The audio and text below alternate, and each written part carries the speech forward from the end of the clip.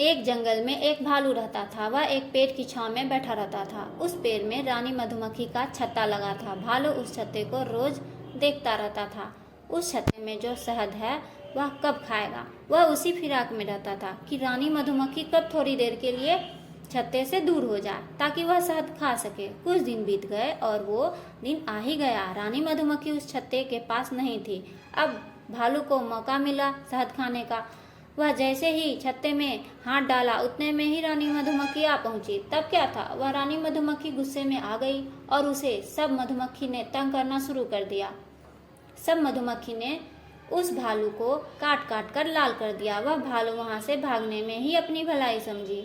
वह भागते भागते दूसरा जंगल पहुंचा और वहीं रहने लगा। कुछ दिन बीत गए। भालू के मन में फिर से शहद खाने की इच्छा हुई।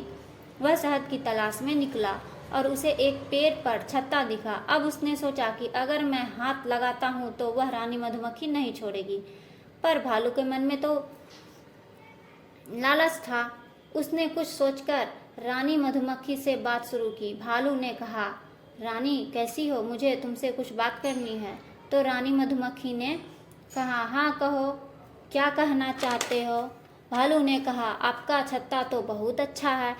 आपने इसे बड़ी मेहनत से बनाया है। आपकी मेहनत देखकर मुझे बड़ी खुशी होती है। रानी मधुमक्खी ने कहा, हाँ वो तो है, पर तुम क्या चाहते हो, साफ साफ कहो। भालू ने कहा, मैंने बैठे बैठे आपके छत्ते को देखा तो मुझे लगा उसमें बहुत शहद इकट्ठा हो गया है। कहीं ऐसा ना हो कि कोई शहद चुरा ले। इससे तो अच्छा है कि आप किसी दिन जंगल के सभी जानवरों को दावत दे दें। रानी मधुमक्खी भालू के मन की बात समझ गई। उसने कहा, हाँ भालू भाई, आपकी बात समझ गई हूँ। आपका मन शहद खाने का हो रहा है, इसलिए आप बातें बना रहे हैं। यह सुनकर भालू शर्मिंदा हो गया।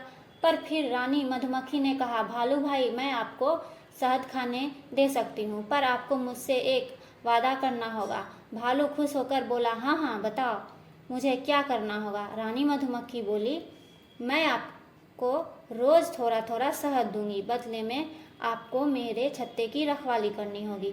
भालू ने कहा, अरे वाह, यह तो अच्छी बात है। आप मुझे रोज शहद खिलाना और मैं आपके छत्ते की रक्षा करूंगा। उसके बाद भालू मधुमक्खी के छत्ते की रखवाली करने लगा और रानी मधुमक्खी उसे रोज शहद देने लगी।